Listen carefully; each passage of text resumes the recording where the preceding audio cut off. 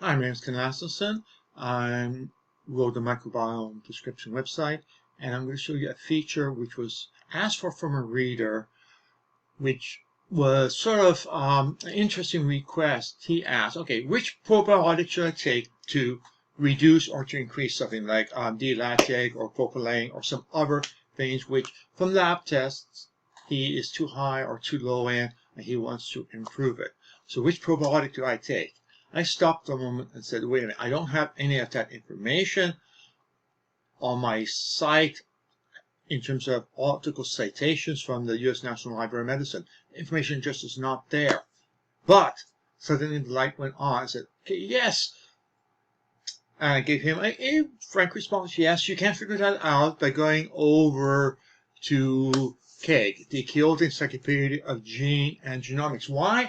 Because we have the complete gene structure of most of the probiotics in use, or at least some of the strains of some of the probiotics. Some of the strain and the species are usually pretty close, so we can use a strain in lieu of the species. But if we have the actual strain and we know the species, we are absolutely correct.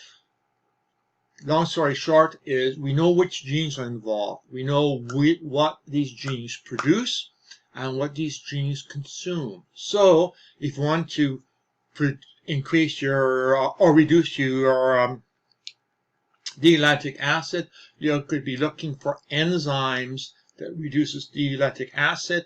And once you find those enzymes, you want to go over and find out which bacteria are in there, and of those bacteria, which ones are probiotics. So you effectively do a modeling of what should reduce it, because you're taking a probiotic with enzymes that consume a particular chemical or compound, or enzymes that increases a particular compound. All the information is sitting here. It's just that it's a pain for most people to read through.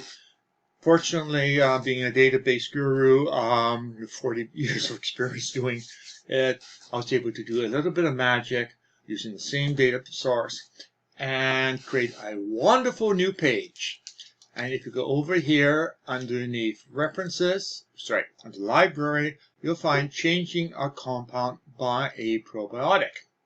I click that, and you wait a few minutes in some cases, depending on your bandwidth, and you will have the list of all the K compounds. And there we go. And do you know how many compounds we have? 5,200 different compounds, which means whatever your other lab reports, you probably will find it in there. Let's take a look at what I cited, which is D-lactic. There we have D-lactic acid right there. So if I want to decrease it, I click this button. And those are all of the probiotics that decreases it. Now, if I go over and click on here, it'll go and show what product contains it. If you go back and we take a look at there's actually two of them. The second one is sort of a generic. One of them was specific for a specific strain, which is there. The other one is the generic. And voila, we have the probiotics which can do it. The first one we saw had precisely one species, so it was pure, nothing else to contradict. The other one had 3 to 4 species. Whether or not those are ones which will do, you're going to have to do some footwork and look at each one of them separately and see if they are neutral, positive, or negative. Okay, so we go there, and if I say, okay, what if I want to increase the lactic acid? I would say most people don't. But let's find out which ones increases it. And there we see, Plantarum increases it. In other words, if you're having problem with brain fog, you should not be taking Lactobacillus plantarum, or some of the other ones. All of them will increase the D-lactic acid, which is likely to increase your brain fog. Nice and simple. Let's go back to our major page. And again, whatever you put up here is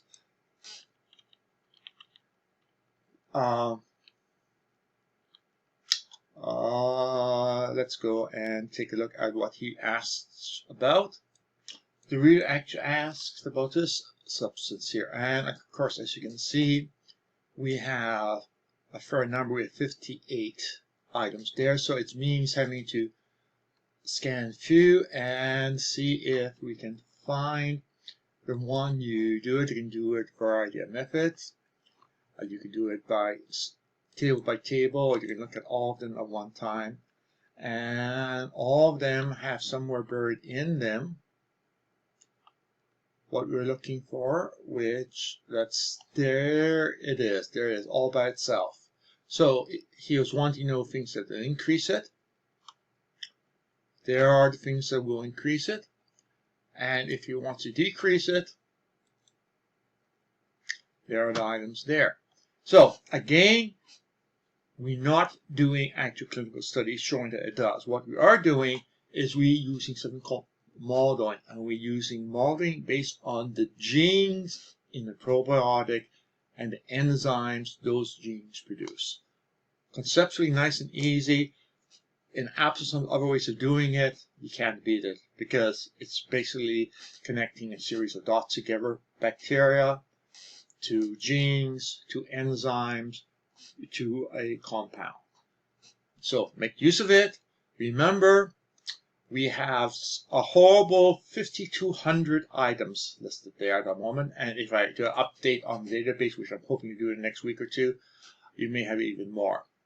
So enjoy, have fun, and now you can adjust things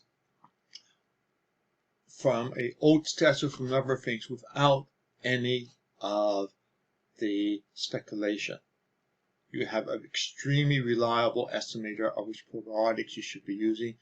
The main thing is to make sure, if you're dealing with a mixture, that none of the other items in that mixture contradicts what you're trying to do. Okay, have a good day.